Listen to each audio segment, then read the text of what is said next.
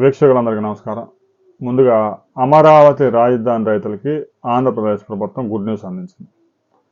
Amaravati phase 2లో 7 గ్రామాల్లో రైతుల దగ్గర నుంచి 16,565 ఎకరాలని ప్రభుత్వం సేకరించబోతా ఉంది. మరో 45,000 ఎకరాలు ప్రభుత్వ భూములు కూడా ఉన్నాయి.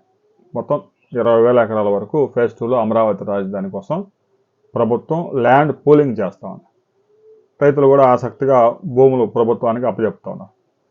రైతులతో ముఖ్యమంత్రి చంద్రబాబు నాయుడు సుదీర్ఘంగా జరిపిన చర్చల్లో రైతులకు చాలా బెనిఫిట్స్ ప్రకటించారు.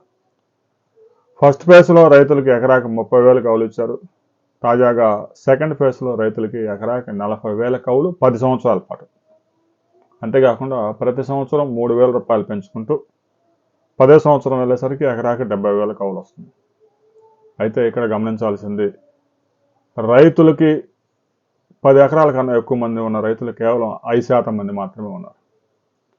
ఇక మిగతా రైతులంతా కూడా 4 ఎకరాలు 5 ఎకరాలు ఎక్కువ, సన్నకారు రైతులు ఎక్కువ ఉంటారు. ఆ రైతులకు ఏదో 1,00,000 1,20,000 ప్రతి సంవత్సరం ఆదాయం వస్తుంది. దాంతోనే మొత్తం ఫ్యామిలీ మొత్తం నడవదు. కౌలు కొంచెం సపోర్ట్గా మాత్రమే ఉంటుంది. ఇక రైతులు బ్యాంకుల్లో తీసుకున్న వ్యవసాయ రుణాల మీద 1,50,000 వరకు రుణమాఫీకి ముఖ్యమంత్రి అంగీకరించారు. అది కూడా కొంతవరకు బెనిఫిట్. ఎందుకంటే ఒక్కో రైతుకి 4 లక్షలు 5 లక్షలు 3 లక్షలు బ్యాంకు రుణాలు ఉంటాయి. కనీసం సగం అన్న మాఫీ అవుతుంది. ఇక ఇప్పటికే సిఆర్డీఏ మంత్రి నారాయణ మరో కీలక ప్రకటన కూడా చేశారు. ఏ గ్రామానికి ఆ గ్రామానికి రైతులకు ఇచ్చే ఫ్లాట్స్ చిన్న చిన్న వెంచర్స్ కాకుండా దాదాపుగా 1,200 ఎకరాల్లో ఒక మెగా వెంచర్ రాబోతా ఉంది. హైదరాబాద్ కూకట్పల్లిలో హౌసింగ్ బోర్డు కాలనీ ఎలాగైతే డెవలప్ చేశారో అలాగనే 1,200 ఎకరాల్లో ఒకటే వెంచర్, అతిపెద్ద వెంచర్ వేసి ఆ 7 గ్రామాల రైతులకి ఒకే ప్లేస్లో స్థలాలు ఇవ్వడం ద్వారా అతిపెద్ద కాలనీ అవడంతో పాటుగా కాలనీలో పార్కులు, community PHC health centres, school, ఇలా మౌలిక సదుపాయాలన్నీ కూడా కల్పించడానికి వీలవుతుంది. అనేక ప్రాంతాల్లో చిన్న చిన్న వెంచర్స్ వేసి ఏ గ్రామంలో వారికి ఆ గ్రామంలో రైతులు అనే ఉద్దేశంతో ఇవ్వడం వల్ల ఫస్ట్ ఫేజ్లో చాలా సమస్యలు ఎదుర్కొన్నారు. అందువల్ల రైతులందరికీ ఒకే చోట ఇచ్చి దాన్ని డెవలప్ చేసి అన్ని మౌలిక సదుపాయాలు కల్పించడం కూడా ఈజీ అవుతుంది. ఇక రైతులు కూడా కొన్ని డిమాండ్స్ ప్రభుత్వం ముందు ఉంచారు. ప్రభుత్వం కూడా సానుకూలంగా స్పందించింది.